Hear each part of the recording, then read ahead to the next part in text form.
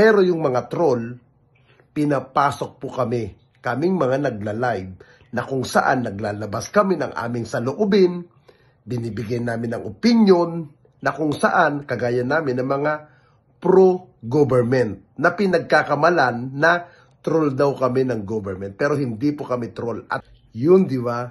Sino ang nasa likod ng mga troll? Kapartido ng mga pro-China. Sino bang pro-China? Di ba mga Duterte? Hi, isang mapagpalang araw po sa ating lahat. Alam niyo po ba mga kaibigan, I think kahit kayo po ay nagtataka. Minsan, sangkatutak ang mga troll dito sa social media. Ano ba itong mga troll na tinutukoy ko? Ito po yung mga troll na walang ginawa kung hindi mag-comment, mag-posting, pero hindi mo alam kung sino. Hindi mo kilala ang pagkakilanlan. Ni walang mukha. Hindi po sila yung mga tao na nagsasalita, nagla-live. Meron kasing mga sinasabi kami daw, may mga troll daw kami, pero ang laki po ng pinagkaiba sa mga political vlogger. Unang-una, yung mga political vlogger na mga kakilala po ninyo, napapanood ninyo, hindi po kami kasama sa tinatawag na mga troll.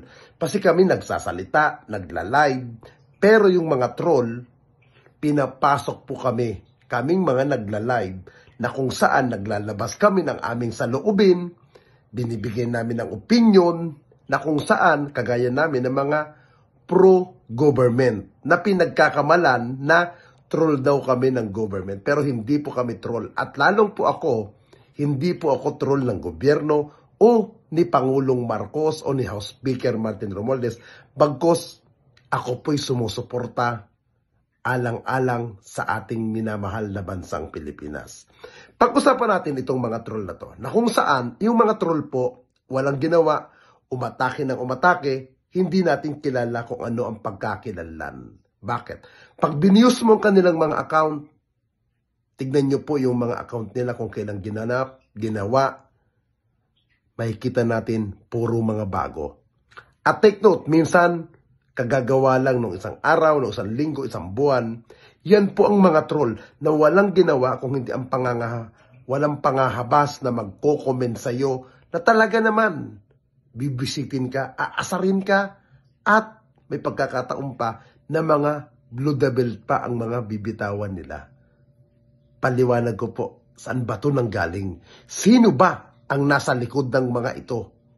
May kinalaman ba ang mga taong ito para sirain, wasakin si Pangulong Marcos, at para yung mga taong yan ay sila ang umangat gamit ang mga troll farm?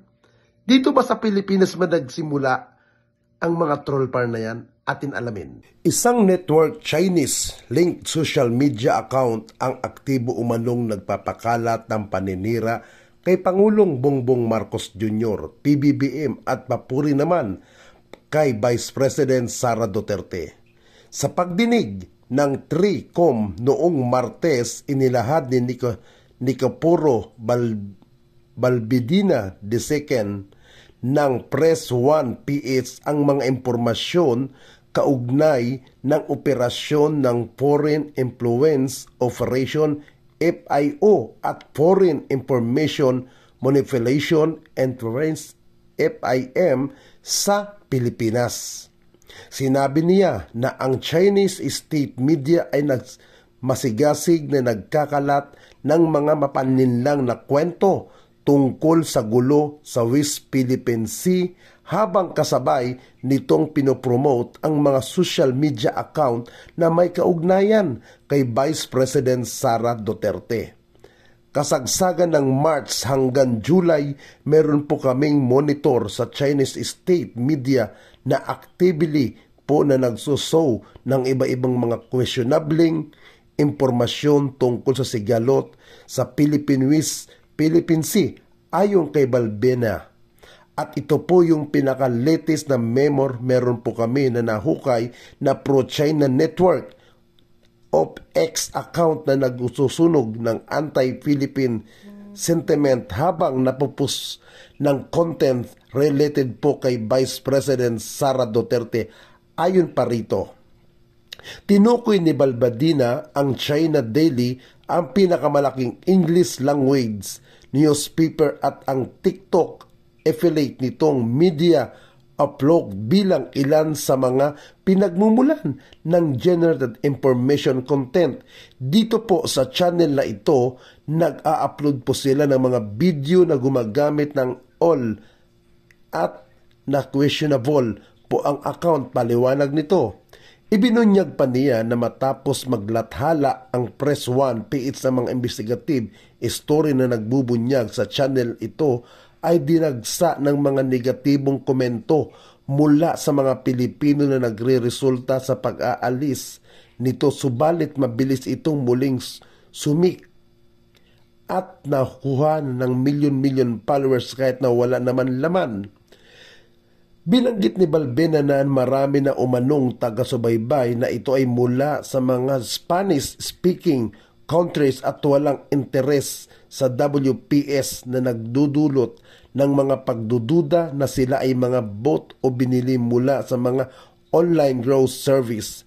Posible hong nabili ho siya ng mga online growth service, so hindi po siya totoong account na in the senses at hindi siya totoo na yung nag-i-interact doon sa isang yun. Paliwanag pa niya, natuklasan na ang network ng account na karamihan ay aktibo sa dating Twitter, sintemetikong pang nagpo-post ng mga pag-atake kay Pangulong Ferdinand Bongbong Marcos Jr. habang pinalalakas ang interpretasyon tungkol kay BP Sara Duterte. Chinese nature yung account, pero yung sinishare nila ay picture na may Tagalog na mga katagang. Paliwanag pa Balbadina. Isa sa nakakamalanghang natuklasan ay ang muling paglutang ng Democrat Pulburon, video na nagpapakita na umano'y paggamit ng Pangulo ng droga. So yun po ang tamang term din ni refers na nirecycle po nila yung Pulburon issue during itong mga panahon po na ito ay reaction to the signing of that landmark laws ayon pa sa kumpirmasyon ni Balbena. Ibinunyag ng mga investigador ng Press 1PH ang 107 kahinahinalang account noong Pebrero 4, 2025 na naglalathala ng mga sentimentong laban sa mga Pilipino kung saan marami ay pangalan Chinese at sabay-sabay na ginagawa. Meron po kaming na-identify na 107 account as of 11 a.m. morning na nagpapakalat naman ng mga anti-Philippine sentiment of Twitter. Yung mga account po nito ay yung mga kanilang Chinese ang pangalan, karamihan sa kanila sabay-sabay ginagawa, wika niya. Yung posting activity nila ay very reaksyon sa oras at development sa ating bansa. So example, yung Pulburon video, sobrang dami po nilang basics inilabas. Yung right after na pirmahan yung Maritime Zone Law at yung Besides Law, paliwanag pa ni Balbadina. Bukod sa pag-atake sa Pangulo, ipinapakalat din ng network linked account ang mga content na bumabatiko sa partisipasyon ng US, WPS at inilarawan ang mga hakbang ng Pilipinas na ipaglaban ang kanyang soberenya bilang isang proxy war na pinapakalat ng Estados Unidos. Anti-Philippines sometimes po against the Philippine Sea, import ng Pilipinas against of the Philippines. Giit pa ni Balbena, ang parehong network ng Chinese linked account ay aktibong nagpupromote ng mga content na pabor kay Duterte na mula sa dalawang pangunahing net news article, isang mula sa Rappler noong August 8 at isang mula sa Philippine Star August 10, kung saan pinuna ni Duterte ang administrasyon ni Marcos at nagbibigay ng mga kontrobersyal na pahayag tungkol para sa illegal na drugs at pagpaparty. Ang dalas ng mga post na ito ay tila tumutugma sa mga negatibong balita tungkol kay Duterte at lumalabas po yung mga tweet nila, yung kasing sabay-sabay na development sa hearing po ng Quadcom. So lumalabas yung mga tweet nila, yung mga implicates at ilang family member ng Duterte family sa drug case, tapos lumalabas din ng sabay-sabay yung tweet nila na implicate naman yung DepEd and OBP na pagbubunyag pa ni Balbena. In response, the foreign disinformation platform X temporary. Gayunman, 24 lamang mula sa 107 na tukoy na account ang permanente na naalis. Natuklasan din ng mga investigador ang ebidensya na peking paggawa ng account dahil ang ilan sa mga suspending account na may kaugnayan sa China ay may mga profile photo na stock image ng mga larawan na ginawang gamit ang all quick Google reverse image and profile photos usage of the one account. The package by the Press 1 PH was the photo for business. Sa kabila ng mga suspension na nakahanap umano ng paraan ng coordinated for China network upang malusutan ang mga platform restriction. Bumalik din po sa TikTok yung mga original nilang account na una pong pinasara. Binura po nila yung mga sensuality account na na may followers kahit walang content, pero yung mga original account tinanggal po doon yung mga videos tungkol sa Philippines, West Philippine Sea, saad pa ni Balbena. Yun, di ba? Sino ang nasa likod ng mga troll? Kapartido ng mga pro-China. Sino bang pro-China? Di ba mga Duterte? At ang mga Duterte. At ito pang po nakakatawa.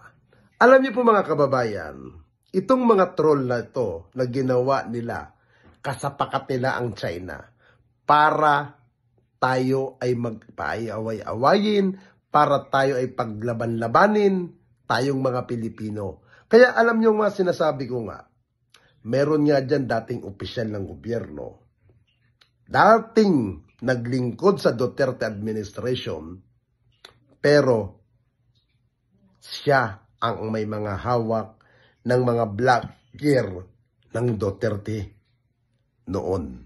Ngayon, nawala na si dating Pangulong Duterte, ipinagpapatuloy niyang pagsiservisyo sa Duterte Group gamit ang mga kakilala ko, kakaibigan natin, na dati nating kasama na mga vlogger para atakihin ang Marcos administration, para wasakin kasapakat nila ang China. Kaya mga kababayan, huwag tayong nagpapadala sa mga maling impormasyon.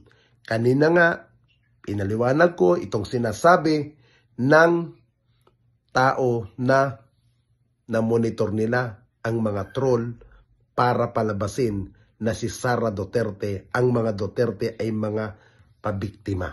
Pero sila atake ng atake. Bakit?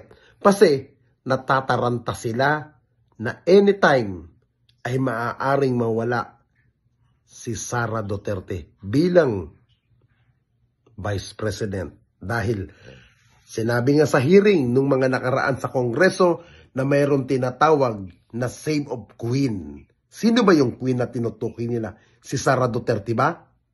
Kayo na pong mag-isip, mga kababayan. Kaya, huwag po tayong tatangkilik ng mga vlogger, kuno, na mga troll, pero hindi nagpapakita ng muka. At higit sa lahat, huwag tayong maging pabiktima sa mga fake account at sa mga fake information.